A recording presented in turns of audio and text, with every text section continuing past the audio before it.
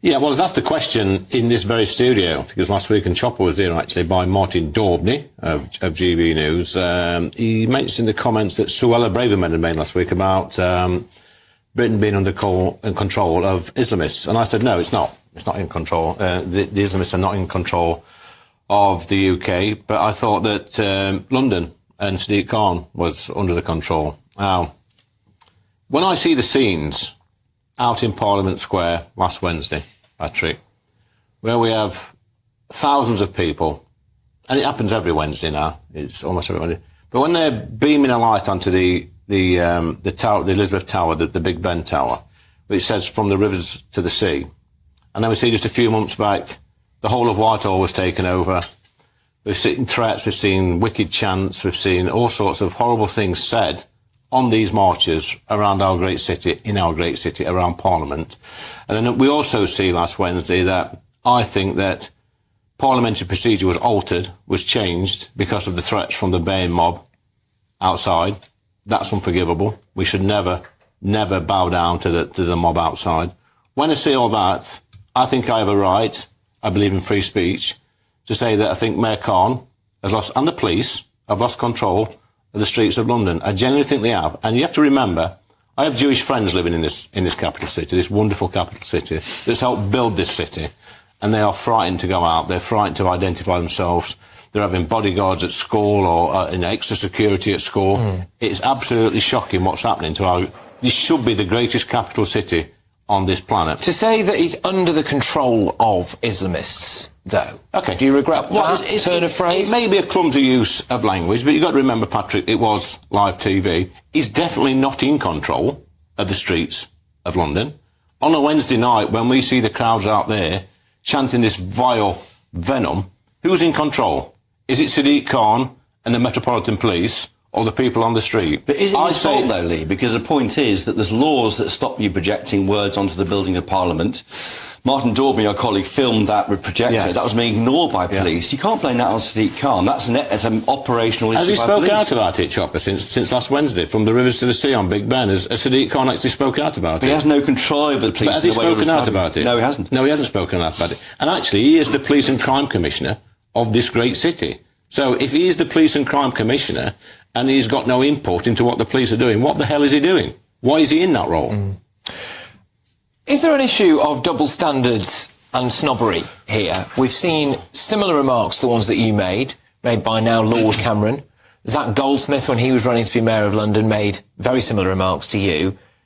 They are of a different, shall I say, social strata, aren't they? What's your views on that? Well, they went to different schools, Patrick, probably from a different background, more privileged than myself. And I don't know, because I wasn't around Parliament at the time when these comments were made by Zach and David Cameron. But I do know this. I'm in a lot more hot water for what I said than what my colleagues were several years ago. So I don't know why. Maybe the narrative has changed a little bit over the years. I don't know. I don't know why we're pandering to these people. You know, I'm a big believer in free speech. I admit some of my speech was a little bit clumsy at times, but my sentiment is exactly the same. We are losing control of this beautiful city to a tiny minority of extremists, and nobody seems to be doing anything about it.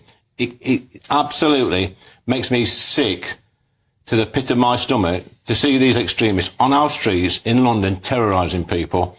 And what do we say? It's unacceptable. It's unacceptable. But more recently than that, Suella Braverman wrote in the Telegraph last week, didn't she? Thursday, she talked about the Islamists. She spoke out against them and said that they are, in a sense, taking over parts of our society. That was Suella Braverman. Now, she's still got the whip, and you've had yours taken away. Is that because you're a working-class lad from Ashfield? I don't know. I think the sort of argument is because I picked out one specific person, i.e. Sadiq Khan, the Mayor of London. Oh, yeah. But when I speak about Sadiq Khan and London, they are in the same breath. They are the same person. Sadiq Khan is London. He runs London. He's responsible for everything. He is Mr. London. So I stick by my words in that we have lost control, or losing control, of the city. When people, like I say, Patrick, again and again, can come out and demonstrate and shout murderous chants and put these graphics onto Big Ben from the river to the sea, and nothing happens. We've got yobbos running around with masks on, which is now illegal, and the police stand idly by and do nothing. Who has got control of Parliament Square? Is it the extremists, or is it Mayor Khan and the Metropolitan Police? There is a marked difference in the reaction, as Chopper was alluding to there, when it comes to certain people making very similar comments to you and yourself making those comments. I mean, is there some sense that maybe you're an easier target because you're a working class bloke who maybe talks in more pub language? You think I'm a thick northerner, Patrick? I'm certainly not. I don't know. I suppose I know I'm not everybody's cup of tea. And sometimes I do speak in a different language to a lot of people in Parliament. And when I went into the pubs in Ashfield at the weekend, Friday, Saturday, Sunday, which I did, I got a round of applause when I went in. And these are normal working class people. Now, some people over in that place might not like that sort of response, but this is what normal people are thinking in places like Ashfield. My inbox has exploded with support. I cannot keep up with my WhatsApp messages, my text messages, my Facebook messages, Instagram, whatever social media platform I'm on. The amount of support coming through is absolutely phenomenal. They're saying, Lee, please speak out for us. Don't back down. Don't apologise, because you're speaking for millions of people across the country. But have you picked the wrong target? The right target might be, why did the police allow that to happen? Why didn't they use the laws available on mask wearing, on shining words on the Parliament? No, listen, why didn't they do that? Why not step in and enforce the law that you MPs have passed, instead of getting involved in a battle about Islamism with the Mayor of London, who obviously clearly denies all that? I mean, you personalised a row and got yourself in trouble. Suella Braverman didn't do that, and she still got the whip. You made a mistake, right? Chopper, I sit on the Home Affairs Select Committee, and I do criticise the police on a regular basis. I've had the Met boss in the chair, and I did give him a bit of a roasting. I've had Home Office officials in there as well. I do the same. So that's where I do my job, criticising the Metropolitan Police. Now, I can criticise them all day long. Are they listening? Probably not. And I feel sorry for the officers on the ground, who I've got the greatest of respect for, but it's the chiefs. It's not the Indians, it's the chiefs. It's the Mayor Khans, and it's the boss of the Met Police. Now, if Mayor Khan is not coming out on TV or any media channel and saying this is disgusting what's happening on our streets in London, we should not have these graphics being flashed onto Big Ben, this is shocking, this is terrible, I will clamp down on this. If he's not saying that, then he's lost control. And you can't blame the police for this. He controls the police, that's his job. Is there an overreaction from Rishi Sunak here, and has he lost the red wall? Is that what he said? Has he lost the red wall? No, I don't think so. Look, I've always said for the past 18 months or so, people in the red wall who voted Conservative the first time are looking for a reason to vote for us again. There is no... In taking your whip away, has that done a huge amount of damage in the red wall? I don't know. That remains to be seen, Patrick. I'm just one person. Just one person who's, got into a little bit of hot water over the past few days over comments that I made. I don't know, but my inbox suggests that there's a lot of support out there for what I have to say. But whether it affects the red wall or not, I don't know. Mayor Khan has written an article in today, Monday's Evening Standard. He says that your comments were racist, anti-Muslim, and Islamophobic, and he goes on to say, why isn't Rishi Sunak calling them out for what they are? Yeah, well, this is the man who's been in hot water himself for comments he's made in the past. I can remember when he was on, I think it was Iranian TV at one time, calling people Uncle Toms, and had to make a grovelling apology. So it's a bit rich coming from Sadiq Khan, and he's also, been on the platforms with, some dodgy people in the past. And he's apologised for those too. He said before, I regret giving the impression I subscribe to their views, and I'm quite clear I find their views abhorrent. Yeah. He said sorry, why won't you? Because I'm not sorry, Chopper, because I stand by my words. It's not racist to call out Islamists. Islamists, or Islamism, is a political... But Khan isn't Islamist, is he? No, he's not. I never said he was. So if you watch the clip again, it's been twisted. I never said he was an Islamist at all. But when I'm calling out these people are organising these marches, these horrible marches, these cruel marches in London. When I call them out, I'm calling out a tiny minority of the Muslim population. I said on my statement, which I gave you this morning, that 99% or whatever, the vast majority of Muslims in this country, decent, hard-working people that make a contribution. But there's a small section of this, and it's the same in all walks of society, any religion, there's a small percentage that will go out and cause How many problems. do you know who are Muslim? How many friends of yours are Muslim? Well, I've got a few in Parliament and a few back home. What do they say to you when they see your remarks from last Friday? Well, the ones in Parliament are not very happy about the remarks, but what I say to them is, my comments weren't racist. You can be a white person and be Muslim. You can be Chinese and be a Muslim. You can be an African and be a Muslim. So it's not racist. And this Islamophobia, I don't really understand what that means other than you're criticising what's in the Quran or a religion. It's okay to criticise a religion. You know, I don't believe that much in Christianity. I believe in evolution. But when I say that, are they going to say I'm Christianophobic? I'm against Christian. No, I'm not. That's up to you if you want to go to church and preach. It's up to you if you're a Muslim. You do whatever you want to do. So Islamophobia is not racist. I don't even know why we've got this word.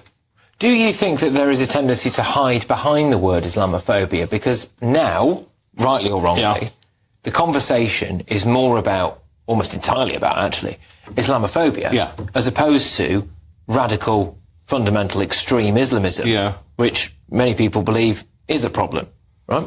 Well, and I would put it to you that, although this absolutely obviously was not your intention, it has your comments have now allowed the conversation, yet again, as we see so often in these situations, to be dragged back towards Islamophobia and away from trying to deal with radical terrorism and extremism. Well, it is, but let's decide what Islamophobia is, Patrick. Is it blasphemy? Because I think that's sort of where we're going with this. You know, if you blaspheme against the Lord, that is blasphemy. And I think Islamophobia is pretty much the same thing if you're a Muslim. These things aren't illegal. It's not illegal to criticise a religion at all in this country. But we're talking about something completely different. We're talking about Islamists, a political ideology that are intent on interfering with Parliament over there, like they didn't last week. And it worked last week, and it's very dangerous, Patrick, that due to the threats, the Speaker, he felt that he had to change parliamentary process in that place because of threats to MPs. So this is Islamists, directly, really. You could say it's indirect, but I think directly, that's influencing what goes off in Parliament. Does your party have a problem with Islamophobia? Your old party, forgive me. Well, you're probably still a member of the Tory party, but... I am, yeah. What is it? Islamophobia? Criticising what's in the Quran? Is that acceptable? Well, the government currently won't adopt any definition of Islamophobia. Exactly. But not doing it is part of the problem, that the Tory party has got a blind spot on this issue. Islamophobia I think it's equivalent to blasphemy. That's what it is. You're criticising a religion, the teachings in the Quran, whatever. Are we entitled to do that? And what you're criticising... I'm not criticising it. No. From what my interpretation of what you're saying is, from what you're criticising is, you're criticising hardline religious fundamentalist political movement that you think is probably happened to be Muslims. Like I say, but the vast majority, 99.9% of Muslims, are just decent, hard-working people who crack on with their life. I've had lots of support in my WhatsApp, an amazing amount of support. Which party? What do you mean, which party? Support? Is it all just Tory MPs saying well done? Is it MPs? No, there's no Labour MPs. I mean, they're calling me to be, stripped of the whip forever. Obviously, they're making political gain out of this. Obviously, it deflects from the shenanigans we saw last Wednesday in the Chamber. So it's, if I've got one regret, it's my timing. Because I've sort of took the heat off Sakir and the Speaker. I feel a little bit sorry for the Speaker. I thought he was actually bullied into what he did, to be honest. I don't think he's he's always been a fair man with me anyway. So that's probably me, no regret. But I have got some names in my phone now, but I'm not going to tell you who they are. Some people that actually surprised me with words of support. Why do you think they won't come out and publicly say it, though? Is that not part of the problem? That's probably my job to do that, Patrick. Because I never intended on having a career over there. I want to come down here and speak my mind. I want to speak up on behalf of people in Ashfield and the rest of the country. Is this not part of the problem, though, Lee, as far as you're concerned, which is that you're saying we've got MPs who are coming out and supporting you, but they feel as though they can't come out and say that publicly? Well, there might be several reasons for that, Patrick. Whether they feel they might get pressure from colleagues or from people, camped outside the gates now, or the media. There's lots of reasons, and I won't expect anybody to come out, and I won't ask anybody to come out and say, look, come out publicly and support me. They've got their own reasons, they've got their own families, their own jobs to crack on with, and they'll do what's right for them, and that's fair enough by me. Where does it leave you now, then, Lee? You're without a party. Yeah. you were you're a Labour councillor, weren't you, until Yeah, I was, 2019. yeah. The first time you became a Tory MP, well, the first time you voted Conservative. I mean, that was the journey you've been on. Yeah. We've got a statement here from Richard Tice, also a presenter on GB News. I do not and will not give a running commentary on any discussions I have with any MPs, but those MPs have my number after 300 words supporting what you've done. I mean, that's like a 311-word invitation to join the Reform Party, isn't it? Well, like Richard says, Chopper, I won't give a running commentary either on... Not saying no, then. Well, I mean, that's a typical journalist approach into it. Yes, it's a yes-no question, isn't it? I have been on a political journey, and it's been an incredible journey, and I'm incredibly proud to be sat in there. And we've done some good work since the Conservative Party was it, despite what people think.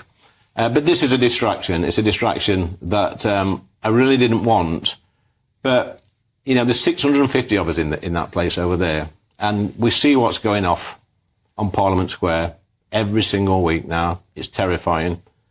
And if not one person in that chamber can speak up about what's going off on our streets, then really, we shouldn't be there. But, sorry, just a yes or no question. Will you join the Reform Party? You're not saying yes or no there, and Richard Tice is saying clearly you'd be welcome in his party. Yeah. Well, like I said, Chopper, I've been on a political journey, so you'll spin this any way you want. No, I'm fine with You'll say Lee Anderson doesn't rule out joining the Reform Party and stuff like that. So I'm making no comment on my future.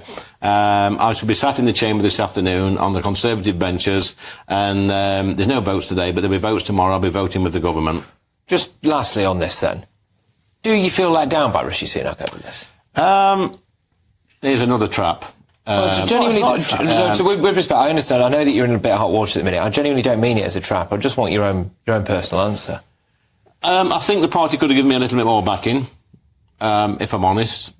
You saw the statement that I produced on Saturday, which I was willing to go with. It's shown a little bit of contrition in there, although I didn't directly apologise to Mayor Khan, which I'm not going to. Not why I've got a breath in my body, because the comments I made weren't racist at all. They keep banning this word Islamophobia about. Nobody can explain what it really means. And will you be a candidate for the Tory party in the next election? Well, that's not up to me. That's out of my hands at the moment, Chopper. But I will be standing at the next election.